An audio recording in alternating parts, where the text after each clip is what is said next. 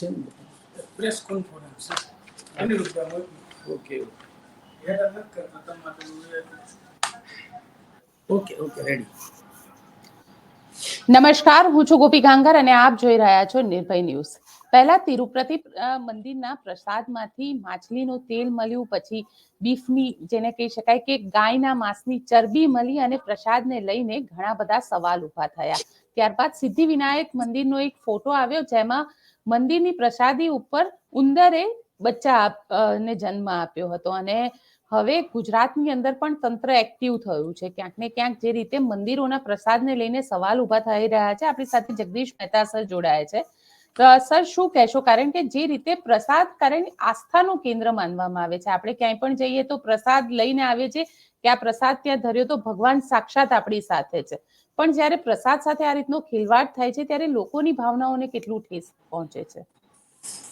બેન, લોકોને તો જ્યારે આ બધું ખબર પડે ત્યારે એની ભાવના આહત થાય, વળી પાછી રાહત થાય. પણ સૌથી મોટી વાત એ છે કે આપણે ત્યાં કોઈ પણ સુધારો જે છે એ ડિઝાસ્ટર થઈ ગયા પછીથી વિચારવામાં આવે છે. પહેલેથી જે માનક નક્કી થાય, માપદંડ નક્કી થાય, એ શું કામ મેન્ટેન નથી થતું ને એ સૌથી મોટી વાત છે. તમે અમદાવાદ કે મુંબઈમાં ગમે તે સારું બિલ્ડિંગ બને ને, પહેલા 5-15 દિવસ કે 2-5 મહિના સુધી એની લિફ્ટ બરાબર ચાલે અને એના પગથિયા સાફ સુથરા હોય, બધું હોય.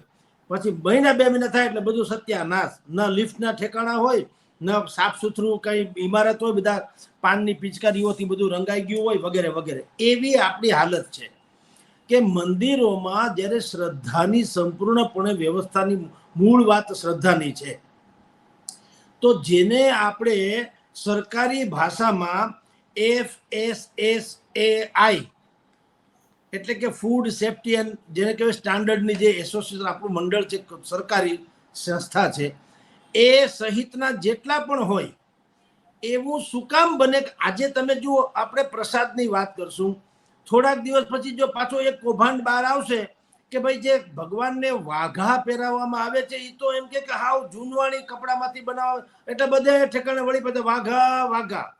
વળી પાછું ક્યાંક એમ કરવામાં આવશે કે તમારે ત્યાં જે ઘરેણા ભગવાનને પહેરવામાં આવે છે તો કદાચ ડુપ્લિકેટ છે, ઓરિજિનલ તો વેચે કે ઘરેણા. એટલે આપણે ત્યાં શું થાય છે, કોઈ પણ દુર્ઘટના બને પછી જ સતેજ થવાની એક ઘટના છે, એ બહુ ખરાબ છે. એટલે આવું બધું હાલ્યા કરે. અને તંત્રથી તો ભગવાન બચાવે. તમે જુઓ, ક્યારેય પણ એક ત્રાસવાદી ધારો કે એવો કોઈક ઈમેલ બીમેલ કરી દે કે ભાઈ અમે એસટી બસ સ્ટેશનમાં બોમ્બ મૂકશું, એટલે તમામ એસટી બસ સ્ટેશનમાં મંડે ખાખા ખોળા કરવા. એટલે ભાઈ, એ તો રેલવેમાં કરે. ત્રાસવાદી કોને કે? એ શું કામ તમને કહે કે હું આમાં જ કરીશ? એ તો કોઈ શોપિંગ મોલમાં કરે.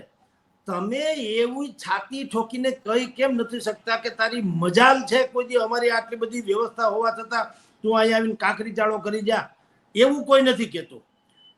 મંડે બધા ડરવાના ખાખા ખોળા કરવા. વખત છે ને ફૂટી જાય તો, એટલે ટૂંકમાં નથી ફૂટતો તો ભગવાન બચાવે છે, ફૂટે તો તમારા ભાઈ. એવી હાલત આ પ્રસાદમાં છે. આપની જાણ ખાતર બેન, તમે જુઓ, કર્ણાટકના ડેપ્યુટી સીએમ ઓલો પવનકુમાર નામ છે એનું, પવન કલ્યાણ.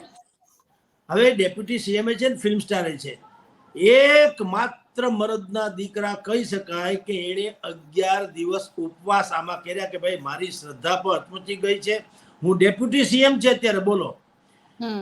તેમ છતાં આ ઘટના બની નથી, તે હચમચી ગયા છે. અને ઓલા પ્રકાશ રાજ જે હિન્દુસ્તાનની વિરુદ્ધમાં જ બોલ્યા કરતા હોય છે, એને હિન્દુની ગમે એ વાંધો વચકો હોય એટલે એ પછી એને ક્રિટિસાઇઝ કરે, એને છોડો. પણ આ જે પવન કલ્યાણજી જે છે, એણે 11 દિવસના ઉપવાસની જાહેરાત કરી. એવી જાહેરાત મોરારી બાપુએ કરી, રમેશ ઓઝાએ કરી, જિગ્નેશ દાદાએ કરી. આ જ વાંધો છે. કોઈ શંકરાચાર્યજીએ કરી, કોઈ સોમનાથથી માંડીને જેટલા દ્વાદશ જ્યોતિર્લિંગ છે એના મુખ્ય પૂજારીઓ છે એણે કરી. આપણે અંબાજી સહિતની જેટલી પણ આપણે શક્તિપીઠો છે એના પૂજારી પરિવારે કરી.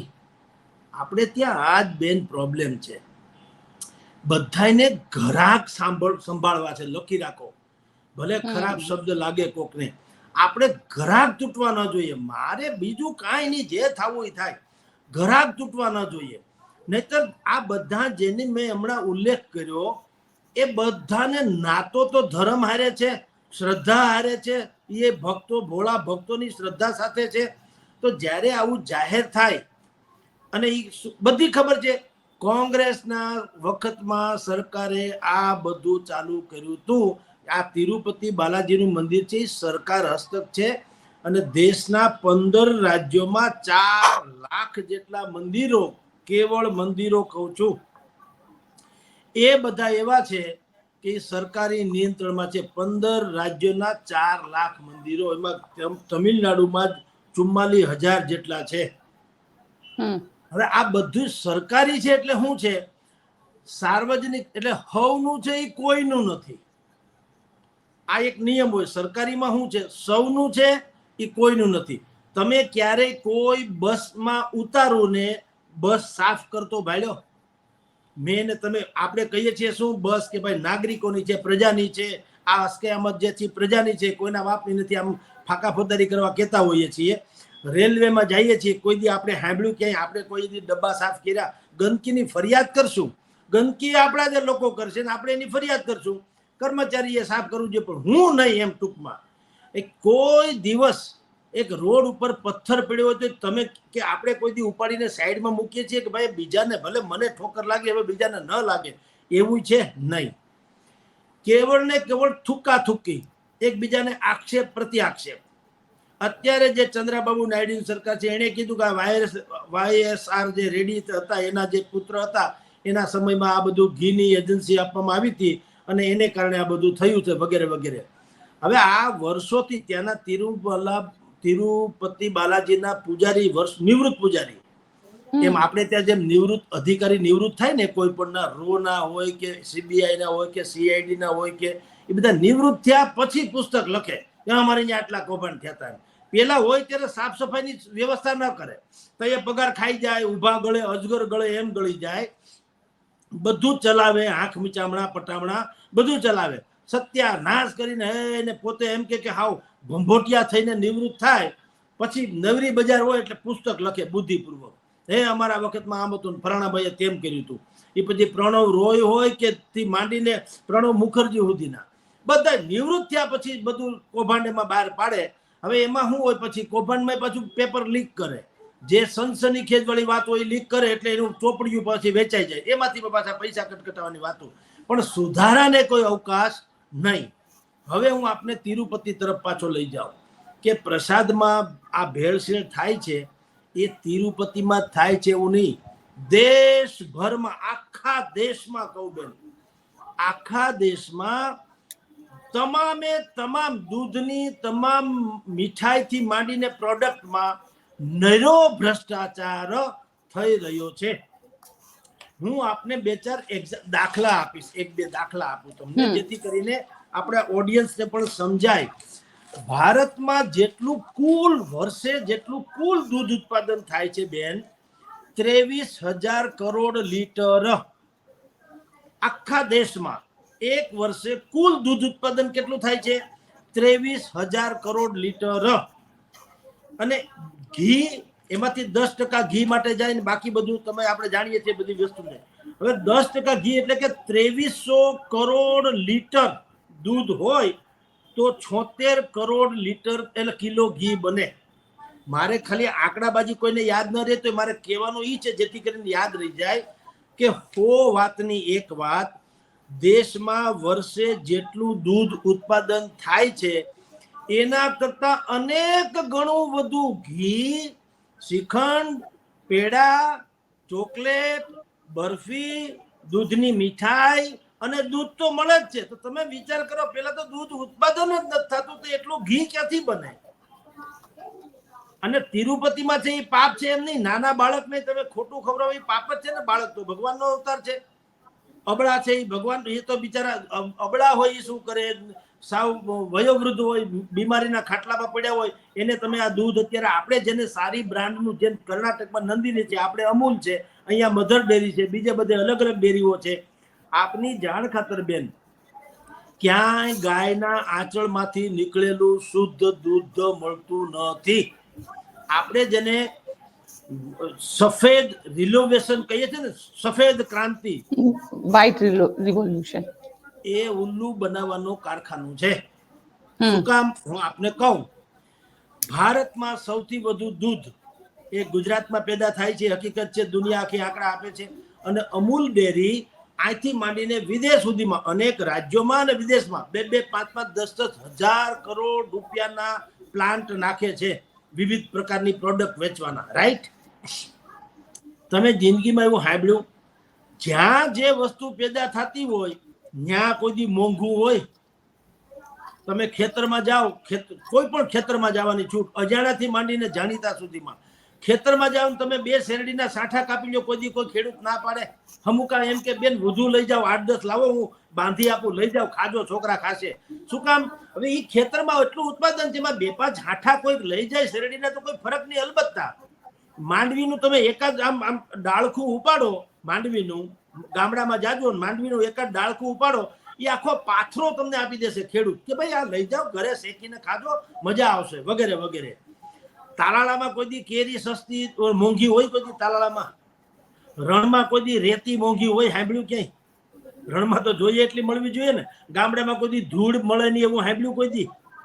તો ભલામણા જ્યાં દેશનું સૌથી વધુ ઉત્પાદન દૂધનું થાય છે ત્યાં દૂધના ભાવ ને પેટ્રોલ ડીઝલના ભાવ લગભગ સમાન જેવા હોય, એવું કેમ? કોઈને પ્રશ્ન થવો છે ને. સફેદ ક્રાંતિ, એ શેની સફેદ ક્રાંતિ? ખરેખર તો અમૂલ દૂધની ડેરી, એનું જે ડોક્ટર કુરિયને જે જોયું તું સ્વપ્ન, એ શું હતું કે પેલા જમાનામાં એવું હતું, દૂધ માં એટલે ગાય હોય એના વાછરડાને દવરાવી દે ને વધે એ દૂધનું આ લોકો છાશ કે માખણ બનાવતા બિચારા. બીજું કોઈ વ્યવસ્થા નહોતી વેચાણ વગેરેની. કોઈક માણસો રબડી બનાવે, કોઈ પેડા બનાવે. પણ અત્યારે તમે હું જે દુકાન જોઈએ છીએ મીઠાઈઓની, એવું એક જમાનામાં હતું નહીં. એટલે દૂધે, આ હું મારી ખુદની વાત કરું, અમારા ગામડામાં પણ અમે બ્રાહ્મણ હોવાને નાતે આખા ગામમાં ગમે નહીં દૂધાણું હોય, અમારે કળશો લઈને જવાનું, લેશ માત્ર પૈસાની વાતે નહીં કરવાની. અને બા અદબ કહું છું, અમે ઓર્ડર કરીએ, એ દૂધનો કળશો ભરી દો, મહેમાન આવ્યા છે, એને ભરી દેવાનો. અને એ લોકો એને ગૌરવ અનુભવે કે સારું બ્રાહ્મણના છોકરા મારી પાસેથી દૂધ લઈ જાય છે. એને એમ ન થાય કે ક્યાં આવ્યો, નહીં તો આપણે જઈએ, પણ એ ગૌરવ અનુભવે. એને એમ થાય હાશ, એક બ્રાહ્મણના છોકરાને દૂધ આપ્યું, સમજી લો. તો એવી વ્યવસ્થા હતી. એટલે ડોક્ટર કુરિયને એમ કીધું કે એક આપણે મધ્યસ્થી સંસ્થા શરૂ કરીએ કે પશુપાલકોને પોસાય એવા ભાવ આપી, એટલે પશુ પાળવા પર પોસાય અને પોતાના સંતાનો, પોતાનો પરિવાર પર એનો નિભાવ કરી શકે એવા એને દૂધના ભાવ આપીને એને પેલી વાત તો વધારાનું દૂધ અમે લઈ લઈએ.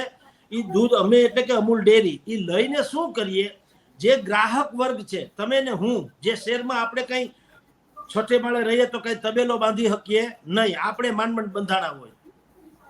એટલે આપણા જેવા લોકોને એકદમ સસ્તું દૂધ મળે. કારણ કે દૂધ જે છે એ કોઈ શોખનો વિષય ઓછો છે. તમે આપણે ચા પાણી પીઓ કે આઈસ્ક્રીમ તો હવે, બાકી ખરેખર નાના બાળકો, વયોવૃદ્ધ લોકો, બીમાર લોકો, એના માટે દૂધ જે છે એ બિલકુલ ઓક્સિજન જેવું સાબિત થતું હોય છે. તો ડોક્ટર કુરિયને એમ કીધું કે આ લોકો જે દૂધ વેડફે, બિચારા માખણ કરે કે વધીને શું કરે, મફત આપી દે, છાશ બનાવે અને છાશ બધી પાઈ દે ભેંસને અને બધાને. એના કરતા એની પાસેથી દૂધ લઈ લઈએ અને એને પરવડે એવા ભાવ આપીએ, એટલે એ પશુઓને પાળે, પોતાનું પાલન થાય અને વધે. અમે જે દૂધ લઈ આવીએ એ ગ્રાહકોને સસ્તા ભાવે આપીએ, અને એ ઉપરાંત જે દૂધ વધે વચ્ચેનું, એના અમે શ્રીખંડ કે ચોકલેટ કે બધા બનાવીએ કે જેથી કરીને એ પરદેશમાં મોકલીએ તો એના પૈસા આવે. એટલે અમે જ્યાં મેન્ટેનન્સ જે થાય, અમૂલ ડેરીનું મેન્ટેનન્સ જે છે એ ઓલાના નફામાંથી નીકળે. પરદેશમાં દૂધનો પાવડર મોકલવામાંથી નીકળે, ચોકલેટ બનાવવામાંથી નીકળે, તમારે ઓલું જે બટર બનાવો છો એમાંથી, અમૂલ બટર એમાંથી નીકળે. બાકીને જેટલી પણ પ્રોડક્ટ, શ્રીખંડથી માંડીને દુનિયાભરની આઈટમ તમે બનાવો છો, તો એ વિદેશમાં કે બજારમાં વેચો તો એ તમારું જે અમૂલ ડેરીનું મેન્ટેનન્સના ખર્ચો જે છે એ નીકળી જાય. બંને તરફ રાજી થાય, ગ્રાહકે રાજી થાય અને ઉત્પાદકે રાજી થાય. અત્યારે એવું છે કઈ? અત્યારે પ્રત્યેક ડેરીમાં 500 થી 1000 કરોડના કૌભાંડો ઓન રેકોર્ડ છે. શંકરસિંહ ચૌધરી, આપણા અત્યારના અધ્યક્ષ મહોદય શ્રી, એ જયારે અત્યારે અધ્યક્ષ નતા બન્યા એની પહેલા એની સામે પણ 700 કરોડ રૂપિયાના એ બનાસ ડેરીના કૌભાંડના આક્ષેપો થયા છે. અને કાંઈક પણ ધુવાડા નીકળે તો હળકતું હોય, અમથે અમથા ન નીકળે. વિપુલ ચૌધરી થયા હતા એના કૌભાંડ જગજાહેર. ગૂગલમાં સર્ચ કરે, આપણને સાંભળનારા કોઈ પણ લોકો ગૂગલમાં સર્ચ કરે કે ગુજરાતમાં દૂધની ડેરીઓના કૌભાંડ, controversy of the milk federation of Gujarat, આવું તેવું કંઈક કરીને કરશે, 700 જેટલી વેબસાઇટ ખુલશે અને એમાં હંધાય કૌભાંડ આવશે. લખો ન્યૂઝ ઇન ગુજરાતી, લખો, મારી જેમ અભણ હોય તો લખો ન્યૂઝ ઇન ગુજરાતી કે ન્યૂઝ ઇન હિન્દી, તો બધું એમાં આવી જાય કેટલા કૌભાંડ કોને ક્યારે હું કર્યા હતા ઈ. તો તમે વિચાર કરો, આવા તો પકડાયેલા કૌભાંડની હું વાત કરું છું, છુપાયેલા નહીં. આ છપાયેલા છે, છુપાયેલા નહીં. તો તમે વિચાર કરો કે મલાઈ ક્યાં જાય છે? વચ્ચે જે લોકો બેઠા છે, મારી જેમ અત્યારે ઓફિસમાં બેઠા છે, એ લોકો ખાઈ જાય. નથી એને ગાયનું પૂંછડું જોયું કે નથી એને પીનારાનું મોઢું મુખડું જોયું. તમે જુઓ કેવી હાલત છે. જેણે માર્કેટિંગ યાર્ડ પણ એની માસીનો છોકરો, માર્કેટિંગ યાર્ડો જે છે એની પર રચના આટલા માટે જ કરવામાં આવી હતી કે ખેતરમાંથી ખેડૂતોને, એને બિચારાને બધું ઉત્પાદન કરે. તમે જોયું ઘણી વખત છાપામાં આપણે વાંચીએ છીએ ને કે ભાઈ આખી ડુંગળીનો ભાવનો મણના 2 રૂપિયા, 10 રૂપિયા એટલે ડુંગળી પછી એને બજારમાં રોડ ઉપર નાખી દીધી. તો ધૂળ પડી આપણા માર્કેટિંગ યાર્ડને, આપણી વ્યવસ્થામાં, કે આખી જિંદગી મહેનત કરીને એ પ્રાણ બિચારા વર્ષે એકાદ પાક લેનારો ખેડૂત હોય યા તો 3 લે, પણ ટૂંકમાં કાયા કુરબાન કરીને પાક પેદા કરીને પાણીની જેમ એને વેચી નાખવું પડે. તો એની વ્યવસ્થા, નહીતર માર્કેટિંગ યાર્ડ એના માટે હતું કે પોષણક્ષમ ભાવે લેવું, બજારમાં ગ્રાહકોને પોસાય એવી રીતે વેચવું અને વધારાનું જે આવે એનું સ્ટોરેજ કરીને બાકીની પ્રોડક્ટ બનાવી, જેથી કરીને મેન્ટેનન્સ થાય. આવું કાંઈ થતું નથી. જેટલા ડિરેક્ટરો છે, જેટલા એના મેનેજિંગ ડિરેક્ટરોથી માંડીને જેટલા છે, બધા ગાડીઓ, બંગલા, આ તે લાખો કરોડો રૂપિયા કટકટાવે, ખાય જ આપણી ભાષામાં.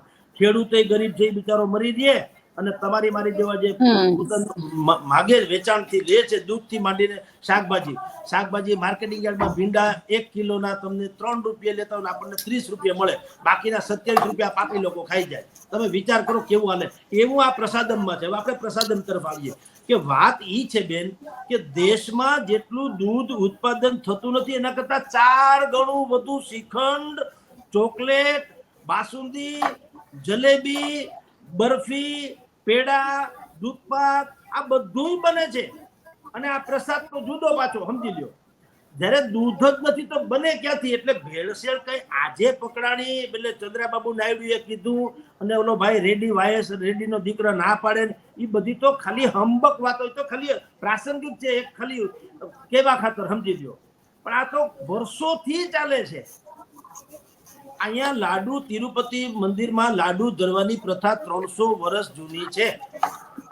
પણ સર સવાલ અહીંયા એ આવે છે કે કારણ કે તિરુપતિ મંદિર થયું, સિદ્ધિ વિનાયક થયું, ત્યારબાદ હવે ગુજરાતની અંદર જે આખું ડિપાર્ટમેન્ટ છે ફૂડ્સ એન્ડ ડ્રગ્સની અંદરમાં આવે છે, કોશિયા સાહેબ, એમને આજે નિવેદન એવું આપ્યું છે કે ગુજરાતના 32 એવા મંદિર છે જેમણે ભોગ સર્ટિફિકેટ લીધું છે.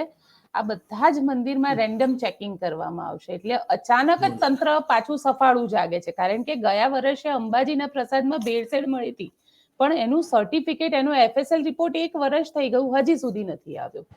એમ નહીં, હવે તમે એમ કહો ચેકિંગ કરવામાં આવશે એને કે, તો અત્યાર સુધી તમે હું હરામપેટ ખાધું, બેઠે બેઠે ખાધું? હું તો એમ કહું બેન, જ્યાં પણ ડુપ્લિકેટ કાંઈ નીકળે ને એની નોકરી જ આવી જોઈએ એના અધિકારીની. તમે આગળ માનશો, સારામાં સારા સમાચાર હું ચૂકી જાઉં તો મને 1 વખત શેઠ ભૂલ કરે તો માફ કરે, 2 વખત કોઈ મને રાખે નોકરીએ કે ભાઈ તમે રોજ લચ્છા મારો તો તમને રાખ્યા શું કરવા? એમ હવે તમે ચેકિંગ કરવા નીકળો, આ તો હું બીજો કૌભાંડ ન આવે ત્યાં સુધી હમણાં ક્યાંય નીકળવા નથી. પેટે હાથ ફેરવીને હુઈ જાય, હરામ ખાઈ આવો, ક્યાંય જવાના નથી, લખી રાખો. હાવ સાચી વાત કહું છું. ભલે ગમે, અમારે ત્યાં રાજકોટમાં થાય છે, અહીંયા ફૂડ ઇન્સ્પેક્ટર કોર્પોરેશનની જે ફૂડ શાખા છે, શું કરે, હું એને ફૂહડ શાખા કહું છું. કારણ કરે છે એવું ફૂહડ જેવું કામ. શું કરે, મારી ડેરી છે, છગન મગન ડેરી, ગમે નામે હું ચલાવું છું, માન લ્યો, એ મારે ત્યાં આવે, અરે બધું નકરું બોગસ જ હોય. મેં દૂધમાં રાસાયણિક ખાતર ભેળવ્યું છે, દૂધમાં મમરા નાખ્યા છે, દૂધમાં સોડા નાખ્યો છે, દૂધમાં બધું દૂધ બોગસ જ બનાવ્યું છે. એક એવડું લિક્વિડની બાટલી આવે છે, તમે પાણી લઈ લ્યો ને એ બાટલીમાં નાખીને આમ હલાવી નાખો એટલે દૂધ થઈ જાય.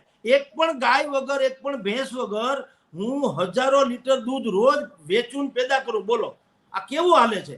હવે મને થોડી ઘણી ખબર હોય તો આ જે શાખાનું કામ છે એને ખબર ન હોય. હવે કરે છે શું તમને કહું, સાતમ આઠમ હોય કે દિવાળી હોય, તહેવારના દિવસોમાં પોતે એક તીડના ટોળાની જેમ નીકળી જાય. એ તયે નીકળી જાય તો ઓલાય સમજતા હોય કે આ હું કામ નીકળ્યા ને શું છે. એ આપણે સમજતા હોય, પ્રજા હવે તો સમજતી થઈ ગઈ છે.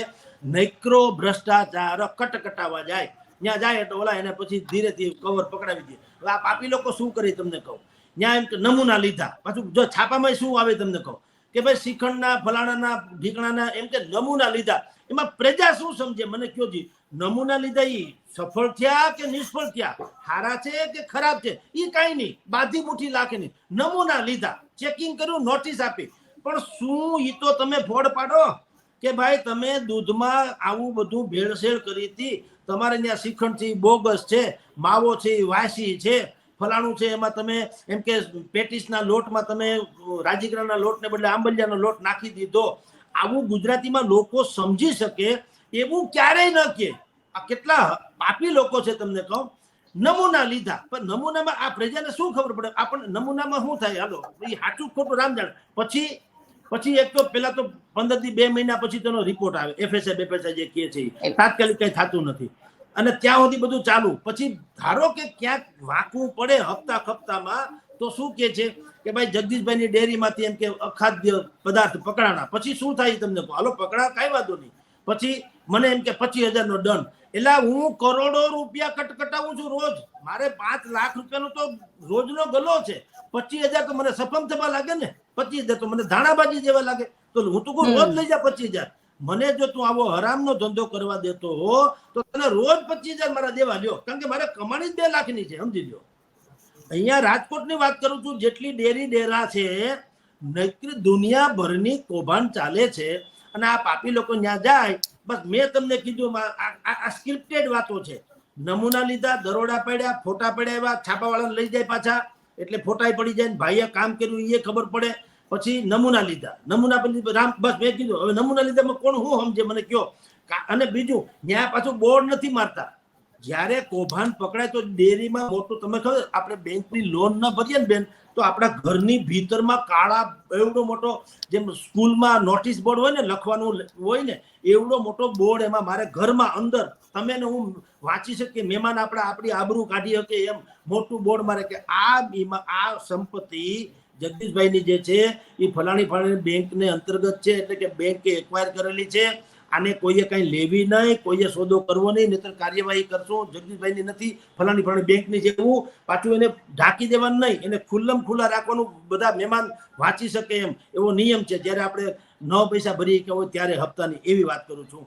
તો એવી રીતે તમે એક ડેરીમાં નક્કી કર્યું કે આ ડેરીમાં કૌભાંડ પકડવાનું છે, તો એવો બોર્ડ શું કામ નથી મારતા? 6 મહિના સુધી એને પહેલા તો 6 મહિના બંધ જ રાખવો જોઈએ, અને બોર્ડ મારવો જોઈએ કે આમાં નકરું અખાદ્ય એવું વેચાતું હતું, એટલે આને 6 મહિના સુધી સીલ કરવામાં આવી છે, 2-5 લાખનો દંડ કરવામાં આવ્યો છે. હવે 6 મહિના સુધી બોર્ડ વાંચે તો માણસને ઇમેજ થાય કે ભાઈ આ ખરાબ માણસ છે, અહીંયા જવાય નહીં. હવે કેમ પ્રસાદમાં તિરુપતિમાં ના પાડે છે કે નહીં? તમે જુઓ, ભાવિકોએ આ જ્યારે ખબર પડી કૌભાંડની, હવે ભાવિકો પ્રસાદ લેવાની ના પાડે છે. આજે જ છાપામાં આવ્યું, લોકો ચેતી ગયા કે ભાઈ આ બધું આવું છે તો હવે અમારે નથી જોતું. ધરવાની ના પડે કે ભાઈ અમે લોકો ધરીને પાપમાં પડશું, એટલે ધરવાય નથી ને અમારે જોતાય નથી. અસર થઈ ને, શું કામ? આ ગધેડો થયો એટલે. એવી રીતે અહીંયા કોઈ પણ આ તમે જેને અત્યારે તમે આગળ વાત કરી કે રાજ્યના જે ફૂડ ઇન્સ્પેક્ટર જે છે એને કીધું કાલથી અમે બધા તોડ, પણ કાલથી તો અટાઉ સુધી હરામના પગાર ખાતા હતા. કાલથી શું કામ 24 કલાક શું કામ નહીં? હું એમ કહીશ કે કામ કરો, 15 દી પછી એકાદું છાપું બહાર પાડ્યા કરી લે, મજા આવશે. એમ હોય કોઈ દી?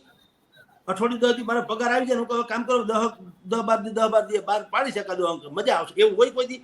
12 માસ 24 કલાક સમય પ્રમાણે બહાર પાડવું જોઈએ ને. તો તમને 5-5 આંકડાનો પગાર આપે છે શું કરવા? તમે સર્જિકલ સ્ટ્રાઇક કરતા શું કામ નથી? પ્રજાને તો કઈ ખબર હોવાની નહીં કે આમાં ભેળસેળ છે કે નહીં. કઈ તમે એટલું બધું ઉલ્લુ બનાવ્યા છે કે આમાં ખરેખર કોણ સાચું કોણ ખોટું ખબર નથી. તો તમને જેને ફૂડ ઇન્સ્પેક્ટર્સ કહેવાય છે, તો એ જે ફૂડના સેફ્ટી સ્ટેન્ડર્ડ વાળાની ઓફિસ કે જે કંઈ એના તંત્ર છે, એને શું કામ કાઢી ન મૂકવા જોઈએ? મને તો એ થાય. અને કાઢી એટલે સસ્પેન્ડ નહીં, પાછા હાંડ થઈને આવી જાય, 6 મહિના ઘરે આરામનો પગાર, એમની ડિસમિસ, એટલે ગો જાય, એનું મોઢું નથી જોવું એને કે ભાઈ, તો ક્યાંક મેળ પડે. એટલે આપણે કહું, તિરુપતિ બાલાજી જેવા દેશના 40 લાખ મંદિરો સરકાર અંતર્ગત છે. તામિલનાડુમાં 44,000 છે. અને આપની જાણ ખાતર આપણા જ છે મંદિરો છે, ગુરુદ્વારો છે, અને ભાઈ ક્રિશ્ચનના કેટલાક ચર્ચ છે પણ મસ્જિદ નથી, દરગાહ નથી કે મદ્રેસા નથી, એની ઉપર કોઈ નિયંત્રણ નહીં. હવે આ તો આ હિન્દુસ્તાન છે કે કયું સ્થાન છે એ ખબર નથી પડતી. એટલે આપણો દેશ છે. આ 1951માં કોંગ્રેસની સરકારે આ ડિંડક કરેલું કે દેવસ્થાનો જેટલા છે એની ઉપર આપણું નિયંત્રણ રહેવું જોઈએ, નહીતર પણ સર સરકારી નિયંત્રણ હોય તો પછી પ્રસાદ બી તો ચોખ્ખો મળવો જોઈએ ને. પ્રસાદ કેમ ચોખ્ખો નથી મળતો? અને સવાલ એ પણ આવે છે કે નકલી ઘીનો ઉપયોગ કરે છે અને રિપોર્ટની વાત કરવામાં આવે તો 2 મહિના 4 મહિના વર્ષ સુધી રિપોર્ટ નથી આવી રહ્યા. એટલે સિસ્ટમ આખી ક્યાંક કરપ્ટ થઈ ગઈ છે. હરામના પૈસા ખાધા છે, પેટમાં પડી ગયા છે, એટલે કોઈ બોલી શકે નહીં બેન. કાંઈ કોઈ સિસ્ટમ તો 1 સેકન્ડમાં બધું થઈ શકે એમ છે, કઈ નથી. હું ફોન લગાડું તમને કેમ 1 સેકન્ડમાં લાગી જાય? કાં વચમાં કોઈ કૌભાંડ નથી એટલે સીધો લાગી જાય છે કે નહીં? એવી સિસ્ટમ તો બધી છે. કાચમાં જોઈએ તો હોય એવું દેખાય છે. અને આને શું તમે માનો, આ બધા જે અત્યારે હવે ખોટા ઘોડા દોડાવે છે ખબર નથી હોતી? ના રે ના, બધી જ ખબર. આ તો ભાંડો ફૂટ્યો, બીજું કઈ ભાંડો ફૂટ્યો. એટલે હવે એકબીજાને કહી દે, એક બાજુ કાલ તારી તપાસ કરવા એટલે ઓલો પાછો હણગારીને બેઠો રહે, કઈ થાય નહીં. બધું હરામ પેટ છે. એટલે કહું છું, જેટલું સાર્વજનિક એટલું કોઈનું નહીં. સરકારી એને કોઈ જવાબદેહી નહીં, કોઈને કોઈ કાઢી શકતું નથી. બોલો, આટલું કૌભાંડ થાય છે. તમે એકે પૂજારીથી માંડીને રસોઈયાથી માંડી એ જે ડેરી હતી જેની પાસેથી આ લોકો લેતા હતા દૂધ વગેરે અત્યાર સુધી, એ ડેરીમાં તમે કોઈ દી સાંભળ્યું કે ભાઈ આ લોકોને કઈ નોટિસનું શું આવે? એને શૂટ હું કામ ન કરી દે? દાખલા તરીકે આટલો મોટો અપરાધ કર્યો છે, તમે એમાં ડુક્કરની ચરબી ભેળવી, એમાં માછલીનું તેલ નાખ્યું, તમે એમાં ગાયનું પણ બીફે નાખ્યું, એટલે ધૂળ પડી તમારા અવતારમાં. જ્યારે ખબર પડે ત્યારે શું કામ? અને ગોળો બેપાત. ભગવાન ક્યાં કોઈના પ્રસાદનો ભૂખો કે ભોગનો ભૂખો હોય? ભગવાન તો ભાવનો ભૂખો છે. ભગવાન તમે કાંઈ ન કરો. સબરીએ હેઠા બોર દીધા તો રામ પોતે આવીને ખાઈ ગયા. અને ભાઈ આપણા સુદામાં છે, એટલા કેવા ચણા લઈને ત્યાં ગયા એની ત્યાં, તો ભગવાને ઈ પોતરીમાંથી ખાધા. અને ઓલાને કીધું અર્જુનને, મારે તારા 14 બ્રહ્માંડના સ્વાદ જેવા એકેય વસ્તુ કે મેં મીઠાઈ ખાવી નથી, મારે માટે આ સુદામો જે લઈ આવ્યો છે બહુ હારામાં હારું છે. ભગવાન તો અમથાય ભાવના ભૂકા છે ભલામણ. અને એ દેનારો છે. તમે એને, આ તો કઈ લાંચ છે? તમે એને પેડો ધરો તો એ તમને મીઠા મોઢા કરે એવું હોય કોઈ દી ભગવાન? એટલે વાતમાં કાંઈ દમ નથી. ઉલ્લુ બનાવવાનું કારખાનું છે. મૂળ આપણી સિસ્ટમ એટલી ખરાબ છે કે અત્યાર સુધી જો બધાએ ચલાવ્યું, આ કઈ 5 વર્ષથી જ આવું શરૂ થયું એવું તો છે નહીં. તિરુપતિ બાલાજીમાં આપની જાણ ખાતર અંબાજી દેવસ્થાન સરકારીમાં જ છે. આપણું ગુજરાતની વાત કરું, સરકારી છે. હમણાં ત્યાં આખી સરકાર ગઈ હતી ખાવા પીવા. તમને ખબર? અંબાજીના દર્શન શક્તિપીઠમાં આખી સરકાર, ભૂપેન્દ્રભાઈ પટેલની સરકાર ગઈ. તમે આખો કૌભાંડ કોંગ્રેસે બહાર પાડેલું. ડોક્ટર હેમાંગભાઈ રાવલે આપણે એના ઉપર ડિબેટે શાયદ કરેલી, બીજી બધી ચેનલોમાં આવ્યું હતું કે એક ચાના કંઈક અમુક રૂપિયા ને ભાણાના કંઈક 1200, 1500 કે 1700 કે 2700 રૂપિયાની ડીશ ને, અને એ પાછું બધું ચૂંટણીનો ખર્ચ હતો છગન મગને કે ટ્રસ્ટ વાળાએ નાખી દીધું ને ઉલ્લુ બનાવવાનું કારખાનું કરીને ખાઈ ગયા. હવે હું એના કરતાં બીજું કહું, એ જે ટ્રસ્ટ છે અંબાજી ટ્રસ્ટ, એને ન્યા જેટલી પણ સામે દુકાનો છે બધી, ત્યાં 76 મળે છે ચાંદીના, માતાજીની ચૂંદડી મળે છે, અગરબત્તી મળે, દીવા ધૂપ મળે વગેરે વગેરે. હવે તમારા મારા જેવા અહીંથી જતો હોય, ભાઈ અમારા દીકરાને જો કંઈ સારું થઈ જાય બાપા તો અમે તમારી અહીંયા 76 ચડાવી જશું. આપણે ત્યાં જઈને બાજુમાંથી 76 લઈએ, ભાઈ 76 ચાંદીનું ચડાવવાની અમારી બાધા આખડી છે, કેટલા પૈસા ફલાણા. આપણે 76 ચાંદીનો ભાવ કયો બતાવે? આપણને સ્ક્રીન ઉપર બતાવે, જો ભાઈ અત્યારે ચાંદીનો ભાવ બજારમાં હાલે છે, એ પ્રમાણે આપણે ચૂકવી દઈએ. હવે નકરું ખોટું હતું, લ્યો બોલો. ચાંદીને બદલે ટીન જેવું હતું. બોલો, એ કૌભાંડ આવેલું છપાયેલું છે. સોનાના ઘરેણા પણ પગ કરી ગયા.